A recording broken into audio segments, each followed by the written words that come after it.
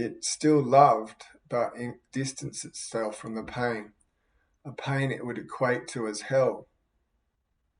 In other words, the spirit I am never entered into the hell. The body went about its routine absent of spirit. Recall that spirit is love, and so the body was absent of love. The body was living a loveless life, heartbroken. Holding my children and feeling an empty heart was entirely devastating. No matter how hard I tried to love, all I could muster was the physical expression therein, no feeling. As this went on, the body went through further fits of agony, honouring all and being true, but not recovering. This continued and some poor choices were made, such as distancing myself, which only brought more grief.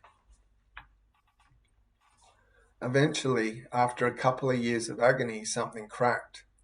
It was as though the body accepted being in hell. The true demon came out at that time. I hurt those I love and became self-serving, desperate for love. I would do anything just to feel the least bit of warmth. It manipulated and dominated, desperate to hold on to any tiny speck of love. It wasn't human and it controlled the body. That is what is meant by the term possession. To be possessed by evil is to be willing to do anything at all in hopes of finding light. My spirit was not attending. When desperation became possession, the light of life was absent. That is where many dragons come from, my friend. They come from being so lost and desperate for light that they lose their humanity, their decency, their love. Dragons are born of the emptiness. Do you feel compassion for that being, so desperate and destroyed? Can you see how successive torment brought him to that choice? That being was me, or at least an aspect of me. The choice of hurt, the choice to hurt others in hopes of my salvation threw open the gates of hell, and I strode in confidently. The spirit was not present. It does not reside in hell. It was experiencing an alternate life in heaven, awaiting its chance to return in loving kindness. Through all my poor choices, I was still loved unconditionally. But we can only feel that which we make real within ourselves.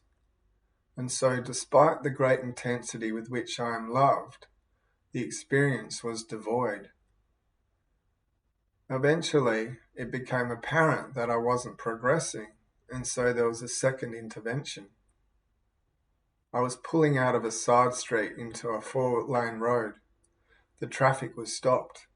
A driver indicated he would let me cross his lane, unaware there was a cube van coming down the lane next to his. As soon as I entered that lane, I was broadsided by the van. My driver's side window was down, so I did not hit my head on it during the impact. When I looked up and saw the van barreling toward me, I realized that there was nowhere for the driver to go other than through me. I remember thinking I'd be hit and might die, but I wasn't afraid. I was upset because my children were at the beach and would be in need of a ride home. I was concerned for them, not for me. When the vehicles collided, time stopped. I felt exceptionally alert and recognized right away that I was not in my body. I was still inside the vehicle, above and to the right of my form. I felt perfectly normal to be in this state, as real, or perhaps more real, than when I'd been inside my body. Now, having time stop when you're in an accident proves to be a very interesting experience.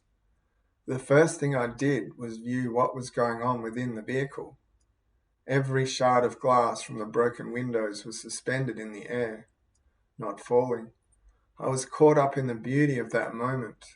admiring how each shard was refracting the sunlight differently. They looked no different from other shards of glass from a wreck. But these were all alive within the light, shimmering in the air. I could perceive every shard in its entirety. My spirit moved, darted the suspended shards, admiring them for a few moments, and then turned to the task at hand. This body, to which I felt no emotional attachment, had just been in an accident, and I wasn't sure if it was still inhabitable. I know that sounds odd, but that was my question. Was this body still intact? Could I still use it? My consciousness positioned itself in front of the body to examine it, to scan it from top to bottom. No damage. I was pleased because I needed to pick up my children. I knew they would be confused if it was time for them to leave and I wasn't there. When I realized I would need time to arrange alternate transportation, there was an instant blip of urgency to return to the body, and I was immediately inside it again. The part of this that amazes me is that everything I described in the previous paragraphs happened during the instant that I was hit. There was no passage of time. All of what I experienced had simply happened in that instant. The driver of the cube van was certain he had killed me. He ran over and I greeted him in a more or less jovial way, so that he would not be concerned. I told him I was not injured. Though my mind was still in shock and I hadn't fully checked for injuries, I was certain there was no damage because I'd checked during the moment of suspended time. Police and medics arrived and I assured them I was fine. For whatever reason, they did not attempt to check me for internal injuries, and I was able to retrieve my children from their swim. My second intervention was a powerful turning point. I'd not changed my beliefs and was still living old destructive patterns of my past. But faced with the threat of my death, I realized that my true love wasn't just for me. It was for my children and all others. It was for the glass shards, so alive and shimmering in splendor. It was for all of life, without expectation. And it was for me. Life from that point had to be lived true to all that is. I remember a question I was asked when time stopped. I was told I could leave Earth if I wished, and that I'd be known as a victim of an unfortunate accident. Or I could stay and be there for those I loved. I immediately felt intense compassion towards all three of my children. I had to be there for them. I loved them as I love life itself. It was at this time that I realized I needed to arrange alternate transportation. The small flit occurred and I was back. It is impossible to recognize true love until one has invested in developing of their heart. For it is through development on this level that we shift from desiring others as a means to our fulfillment to loving them irrespective of what they do for us. It is when we reach that higher level, loving others as they are and not because of ourselves, that we love unconditionally. Our mental images lose their hue and present us with an accurate picture that forms the foundation for true love. This is knowing the heart, and it results in us understanding how we accept everyone, flaws and all. It took this accident to show me the love that lived within, for me to be restored to wholeness. It was through this event that I realized how much I loved my children and that I'd have to reform my life. At this point, I was able to love anyone in the world except myself. I was burdened by the guilt of past choices, unable to change them, and unwilling to forgive myself. My memories had not been restored. My spirit and body were not yet fully integrated. I was, however, aware of what had happened, at least categorically. I remember moving into my past and being horrified by what I found. That's when grief set in. It was shortly afterwards that I started to experience debilitating pain in my chest. I saw several doctors, but none were able to determine the cause of the problem. Multiple times a day I would be doubled over in agony, expecting a death that would not come. I prayed. I called out to God and spoke from the depths of my heart that I would die 1,000 deaths, if it would undo the pain I'd caused. For 3 years, I had the attacks, and about 3 times a day I would be doubled over in more pain than any being can endure. I cried and asked God to take care of my children, each time knowing this day was my last. I'd pray for them, not for me. They were my life, my treasure, my everything.